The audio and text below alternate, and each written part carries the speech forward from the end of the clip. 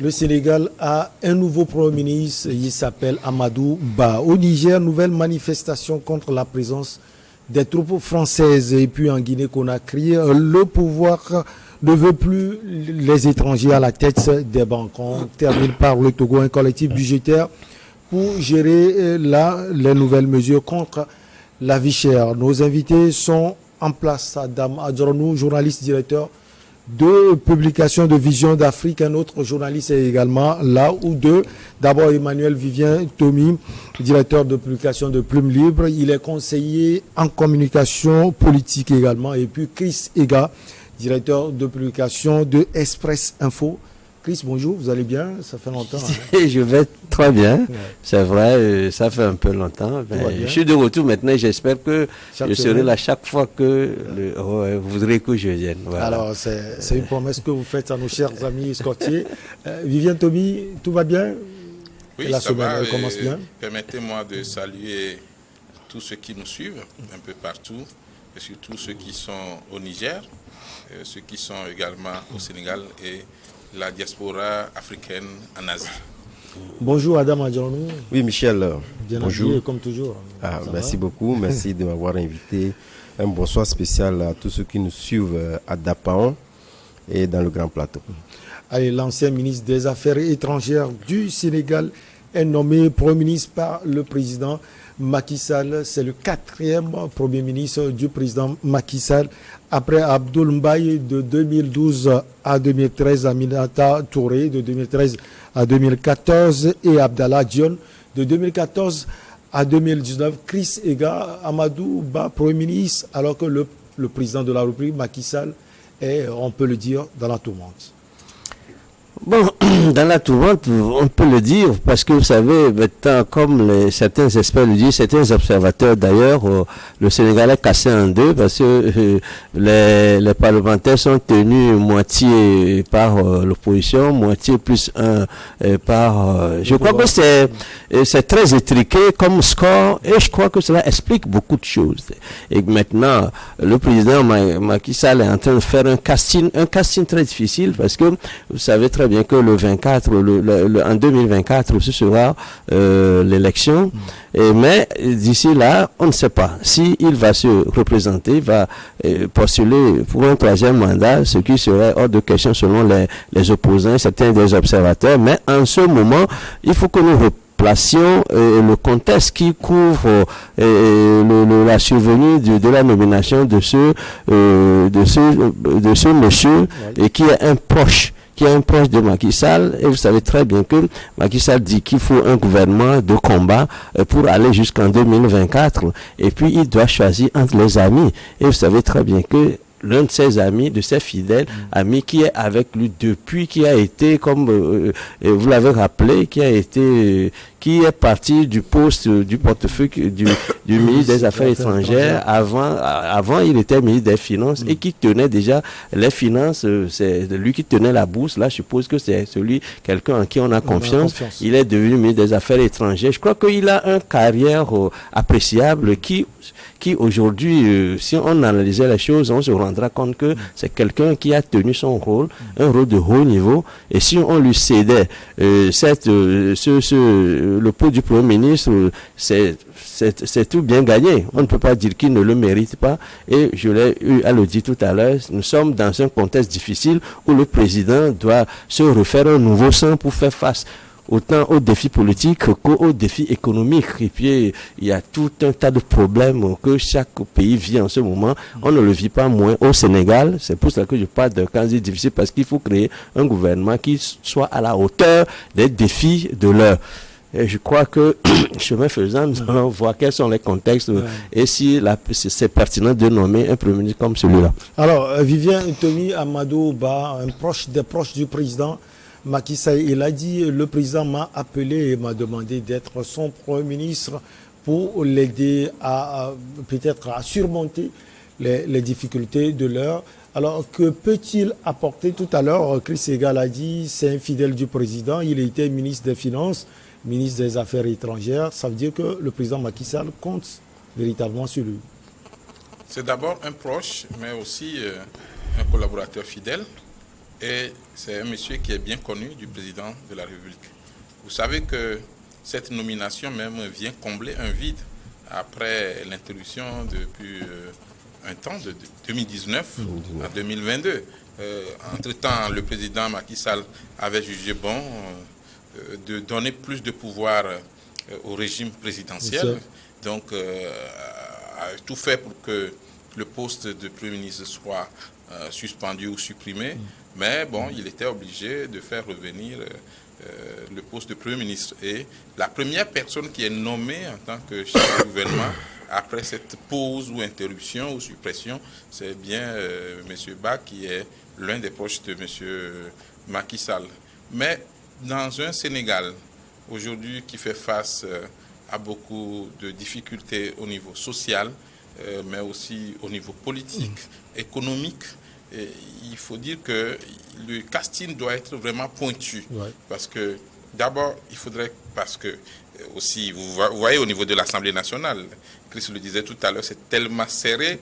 Et puis avec la pagaille qu'on a vue la dernière fois, on peut se poser la question de savoir qu'est-ce qui va se passer au cours de cette mandature pour les députés sénégalais.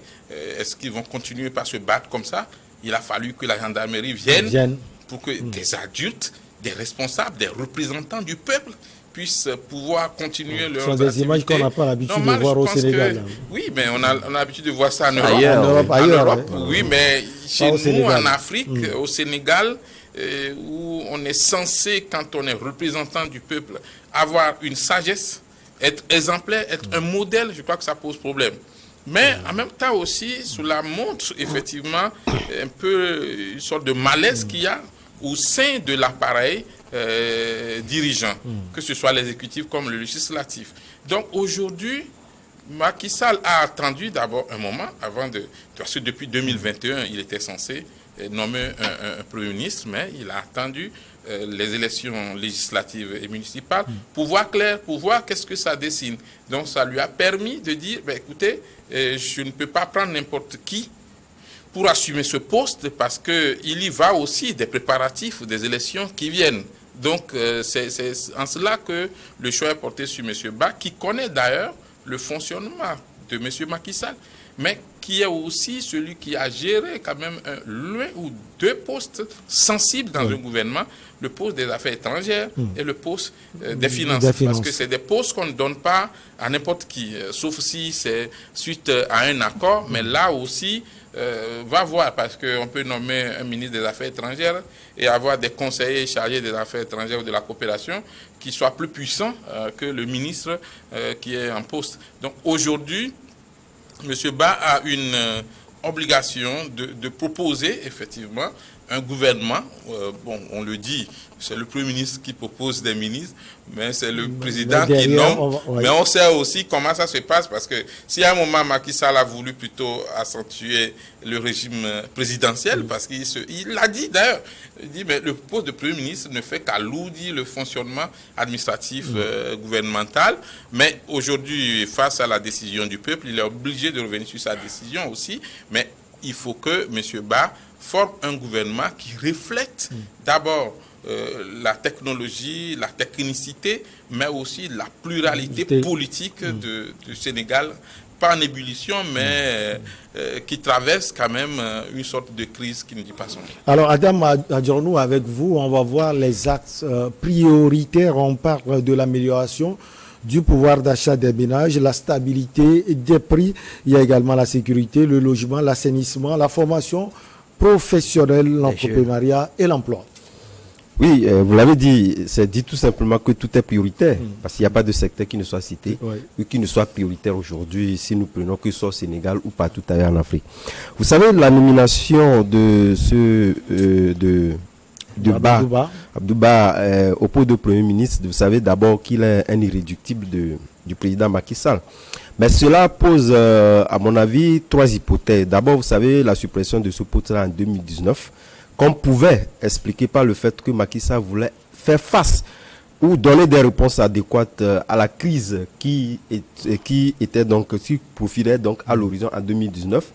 Et il a fait, mais cela n'a pas convaincu naturellement les Sénégalais. Et vous l'avez vu, cela s'est exprimé lors de ces législatives-là où les Sénégalais ne lui ont pas véritablement donc voter. Le second aspect, vous savez, pour se refaire une santé, c'est vrai que Sega le disait, dans un environnement où Macky Sall se retrouve dans un environnement où il n'est plus en odeur de sainteté pratiquement avec sa population. À cela, l'opposition lui prête des intentions de troisième mandat jusqu'ici inexprimées par la personnalité elle-même. Et la troisième hypothèse qui, à mon avis, est très pertinente, est le fait qu'avec cet environnement politique qui se dessine, Macky Sall, s'il ne nommait pas un premier ministre, devait lui-même faire face à certaines préoccupations de l'opposition et à chaque fois, il serait donc appelé. Or, vous savez, aujourd'hui, son agenda du président de l'Union africaine, allié avec son agenda de président de la République, ne lui permettait pas donc de pouvoir donc répondre à certains impératifs de l'opposition. À cela, il est naturellement opportun qu'il nomme un premier ministre qui puisse donc faire le job et lui permettre de tamiser avant que les solutions ou pratiquement les éventuelles solutions lui arrivent pour qu'il prenne donc des décisions. Puisque s'il ne le faisait pas, cela risquerait véritablement d'affaiblir également son tissu politique qui est déjà faible à l'Assemblée nationale. Et ça, je pense que Macky Sall, il a réfléchi bien, il a bien réfléchi, mais également cela renforce en tout cas ceux qui estiment que Macky Sall est dans sa poursuite de pouvoir toujours briguer ce troisième mandat, ce que moi-même je semble être aujourd'hui sceptique, puisque depuis lors, c'est vrai, lorsque vous lisez un peu les attitudes, les pratiques des politiques, c'est pas les attitudes que nous les lisons. Et aujourd'hui, je pense qu'avec cette nomination-là, cela prouve clairement que Macky Sall veut se refaire une santé politique pour se repositionner.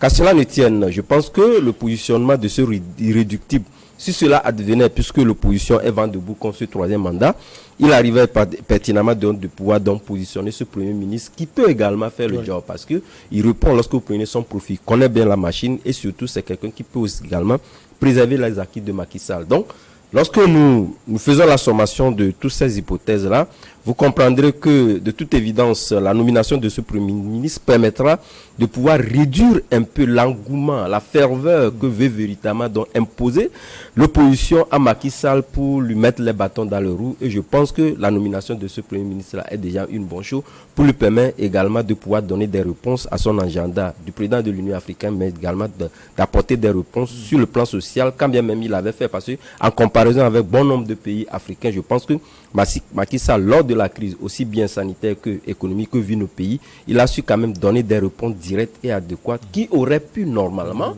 avoir l'adhésion de la population. Mais la population a exprimé, disons, un sentiment qui... Le Sénégal est accroché à l'alternance. Oui, naturellement, c'est ce dont je voulais en venir, mais le mot m'échappe. Il échappe.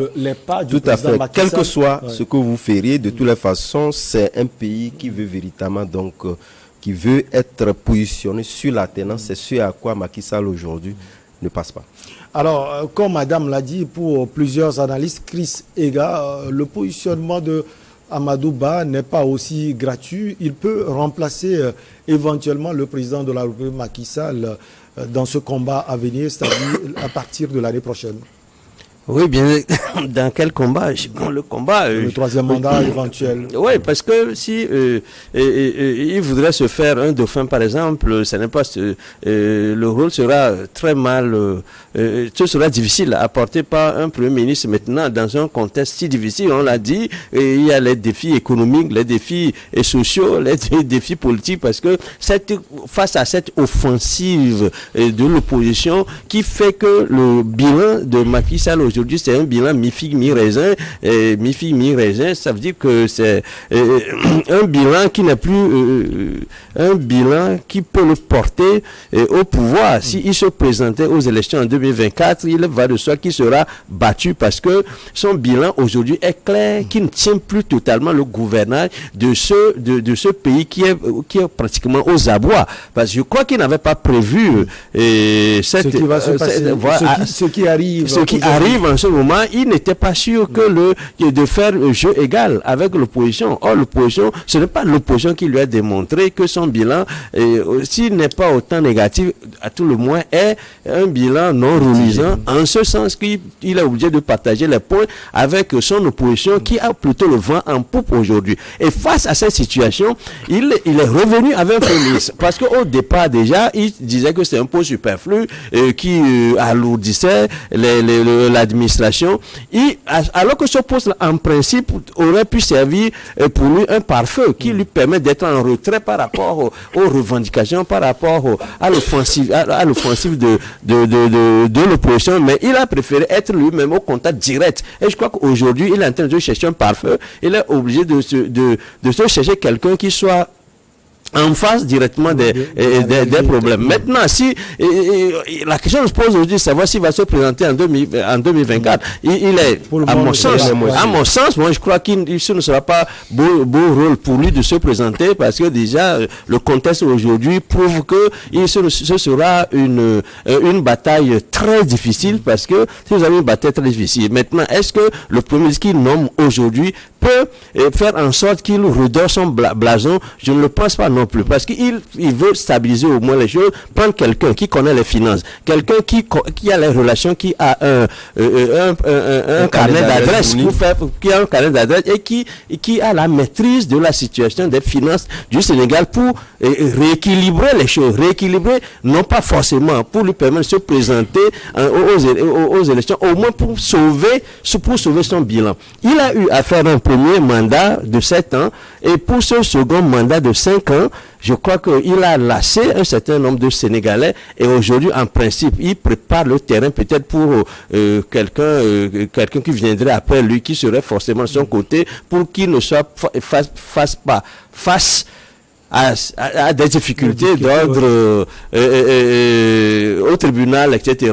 Mais dire aujourd'hui qu'il peut se faire le terrain de telle sorte que à pouvoir se présenter en 2024, je crois que c'est ce que Ouad avait voulu faire et on a vu ce que cela a donné. Ouad avait lamentablement échoué. Mais s'il se mettait dans la même posture, alors qu'il a déjà fini son deuxième mandat, alors qu'il allait finir son deuxième mandat, et que le deuxième mandat n'est pas un mandat reluisant, et il se présentait quand même contre la volonté d'une bonne partie de la moitié des Sénégalais. Et n'oubliez pas que déjà la présidence sortante de l'Assemblée l'a désavoué dans cette quête d'un troisième mandat pour dire qu'il ne faut pas qu'il ose. Et je crois d'ailleurs que c'est ce qui a fait que on l'attendait pour prendre le poste du Premier ministre. Et je crois que le président l'a désavoué parce que elle n'est pas de cœur avec le président. Elle a désavoué publiquement, donc déjà dans son propre camp, il y a déjà problème. Le ver se trouve déjà dans le fruit. Ce n'est pas la peine qu'il ose aller au troisième mandat. Allez, on marque la petite pause. Comme d'usage, on revient pour la suite avec vous, chers invités.